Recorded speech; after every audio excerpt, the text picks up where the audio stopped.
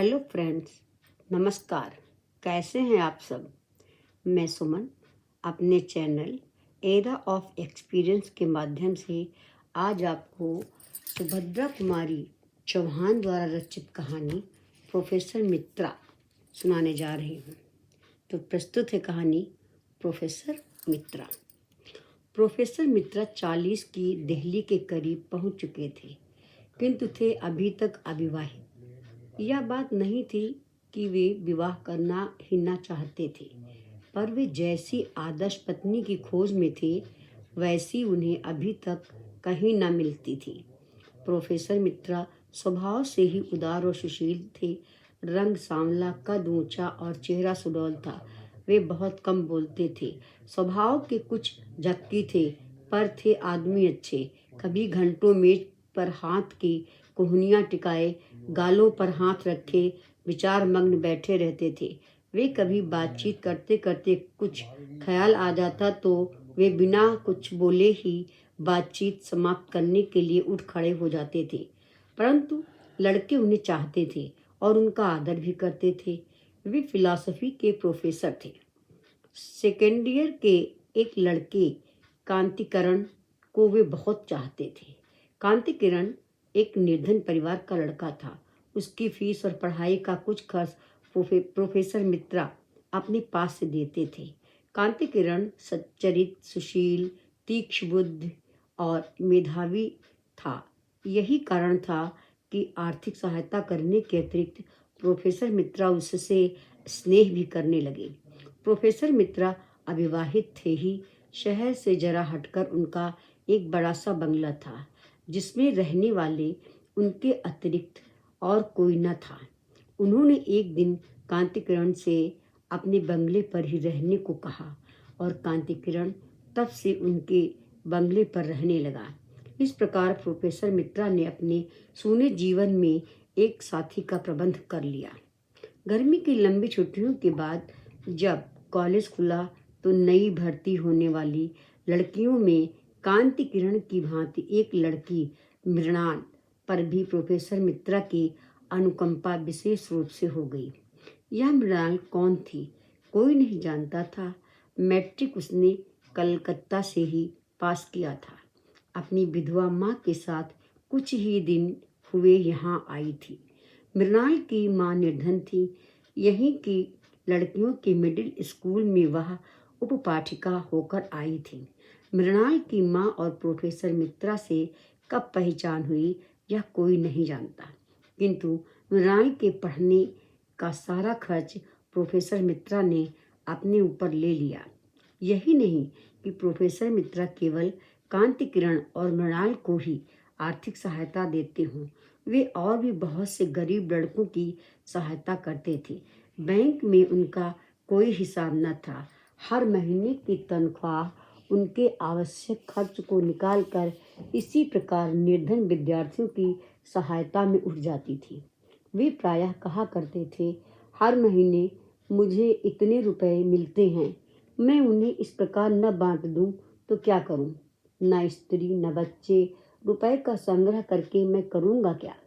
मृणाल की माँ को महीने में कुल 30 रुपए मिलते थे, जो दोनों माँ बेटी के लिए सम्मान के साथ रहने के लिए भी पर्याप्त नहीं थे। परंतु प्रोफेसर मित्रा की सहृदयता ने उन्हें कभी किसी प्रकार के कष्ट का अनुभव न होने दिया। सजाती होने के कारण उनकी घनिष्ठता बहुत बढ़ गई। सप्ताह में एक बार प्रोफेसर मित्रा मृणाल की माँ से मिलने चले जाते और मृणाल तो प्रायः रोज ही 1-2 घंटे प्रोफेसर मित्रा के यहाँ बिताती थी। मृणाल लॉजिक की, जिसे प्रोफेसर मित्रा ही पढ़ाते थे, बड़ी अच्छी छात्रा थी। प्रोफेसर मित्रा उससे बहुत खुश रहते थे। मृणाल अपनी माँ की पहली संतान थी। माँ बेटी का रिश्ता जाने बिना प्रायः लोग उन्हें बड़ी छोटी बहन समझते थे। मृणाल के जन्म के कुछ ही समय बाद मृणाल के पिता का देहांत हो गया था। तब से इसी प्रकार नौकरी और ट्यूशन करके मृणाल की माँ उसे इतनी बड़ी कर पाई है। अब उसे सबसे बड़ी चिंता मृणाल के विवाह की थी। जिस लड़की को उसने कष्ट से पढ़ा लिखा कर पाल पोस कर इतनी बड़ी किया है, उसे किसी सुयोग्य वर के हाथों सौंप कर वह निश्चिंत हो सकती है। वह पढ़ा लिखा कुलीन वंश का और खाते पीते घर का हो, जिससे उसकी मृणाल सुखी रहे। यही मृणाल की माँ की कामना थी। निर्धनता का जो कटु अनुभव मृणाल की माँ को था, वह भूलने के योग्य नहीं था। उसे निर्धनता के दलदल में वह जानबूझकर अपनी बेटी को नहीं फंसाना चाहती थी। इसलिए तो मृणाल 18 वर्ष की हो जाने पर भी अविवाहित थी। मृणाल की माँ को जब मालूम हुआ कि प्रोफेसर मित्रा अविवाहित हैं, तो वह सोचने लगी कि मृणाल और प्रोफेसर मित्रा की जोड़ी तो बुरी नहीं रहेगी। प्रोफेसर मित्रा की उम्र वैसे कुछ ज़्यादा भी नहीं है। इसके अतिरिक्त मेरी मृणाल रानी बनकर भी तो रहेगी। एक दिन मृणाल की माँ ने निश्चय किया कि वह प्रोफेसर मित्रा से उनके अविवाहित रहने का कारण पूछेगी। उस दिन शाम को जब प्रोफेसर मित्रा आए, तो उसने साहस करके यह सवाल उठाया, मित्रा साहब, मैंने सुना है कि आपने अभी तक विवाह नहीं किया है। यदि आपको कोई अड़चन न हो तो क्या मैं जान सकती हूँ कि इस संन्यास का क्या कारण है? प्रोफेसर मित्रा के सामने ऐसा सवाल भी इस घर में उनसे कोई कभी पूछेगा, वह न जानते थे। बोले, मैंने आज तक विवाह की ओर ध्यान ही नहीं दिया। क्यों नहीं दिया कह नहीं सकता। अब तक नहीं दिया तो अब तो ध्यान देना चाहिए। शाम को लौट कर जाते हैं वो तो क्या वीरान सा जीवन घर आपको अच्छा लगता है? प्रोफेसर मित्रा हंसकर बोले, नहीं, घर तो वीरान नहीं रहता, कांतिकरण रहता है। अक्सर मृणाल आ जाती है, फिर नौकर चाकर भी तो रहते ही हैं। मृणाल की माँ तनिक हंसकर बोली, नौकर चाकरों से कहीं घर आबाद हुआ है? और कांतिकिरण का क्या? उसकी पढ़ाई खत्म हुई, 2 महीने बाद अपने घर चला जाएगा। मित्रा साहब हंसकर बोले, मृणाल तो रहेगी। मृणाल की माँ जरा गंभीर होकर बोली, हाँ, मृणाल तो रहेगी, पर ऐसे रहने से क्या होता है? मैं मृणाल के लिए ही कह रही हूँ। अब मृणाल के साथ गृहस्थी बसाओ, मैं भी उसके साथ हाथ पीले करके निश्चिंत हो जाऊं। प्रोफेसर मित्रा चौंक पड़े, मृणाल के साथ गृहस्थी बसाऊं? मृणाल मृणाल तो बच्ची है, मैंने उसे सहायता दी है, तो क्या उसका पुरस्कार मुझे लेना पड़ेगा? प्रकट में बोले, छोटा था तभी माताजी नहीं रही। 20 साल का भी न हो पाया था कि पिताजी संसार छोड़कर चले गए। कोई सुनने वाला था ही नहीं। ना तो विवाह के विषय में कभी सोचा, न सोचने का समय मिला। आज 18 साल से यूं ही एकाकी जीवन बिता रहा हूँ। जीवन में किसी भी प्रकार का असंतोष नहीं है। अब इस उम्र में शादी करूं? अब तो बूढ़े होने में अधिक देर नहीं है। मृणाल की माँ बोली, यही तो शादी की उम्र है, बचपन में शादी किस काम की? और हाँ मित्रा साहब, तुमने मुझे माँ कहकर सम्मान दिया है, अब उस सम्मान की रक्षा भी तुम्ही को करनी पड़ेगी। मेरी मृणाल को तुम देखते आ रहे हो, बुरी लड़की नहीं है। चाल ढाल, बात व्यवहार, रूप रंग में किसी सुंदर से सुंदर लड़की के सामने खड़ा कर दो तो कुछ ज्यादा ही रहेगी, कम नहीं। यदि तुम उससे विवाह करने का आश्वासन दे दो तो मेरी बड़ी चिंता दूर हो जाएगी। प्रोफेसर मित्रा गहरी चिंता में डूब गए। कल्पना की आंखों से बालिका मृणाल को गृहिणी मृणाल के रूप में उन्होंने अपने घर में घूमती हुई देखा। नौकरों से वह ठीक ढंग से काम ले रही है, घर में कोई अव्यवस्था नहीं है, सभी काम सुचारू रूप से हो रहे हैं। प्रोफेसर मित्रा को अब घर के किसी भी काम की ओर ध्यान देने की जरूरत नहीं रहती है। इसी समय मृणाल की माँ की बात से वह चौंक उठे। मृणाल की माँ कह रही थी, मित्रा साहब चिंता न करो, मैं मृणाल को स्वीकार कर लो, यह वह घर को स्वर्ग बना देगी। मित्रा साहब ने कहा, आप मुझे कुछ दिन सोचने का समय दीजिए, बहुत जल्दी मैं आपको जवाब दूंगा। और वे अपने बंगले की ओर चले।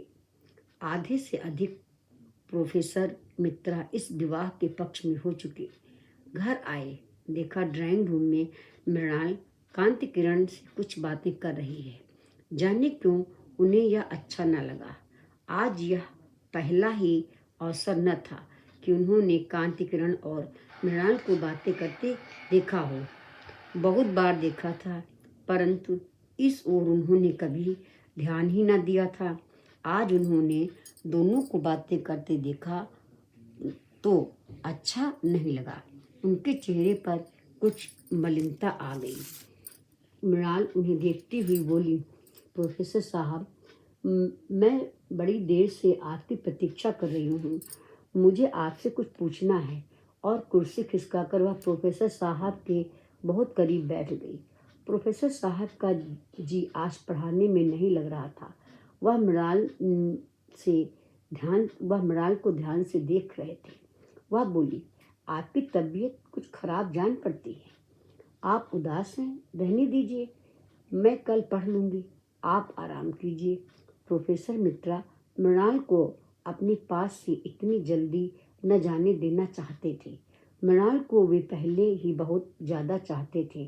फिर आज उनकी माँ ने विवाह का प्रसंग छेड़कर मृणाल के प्रति उनकी सारी कोमल भावनाओं को जागृत कर दिया।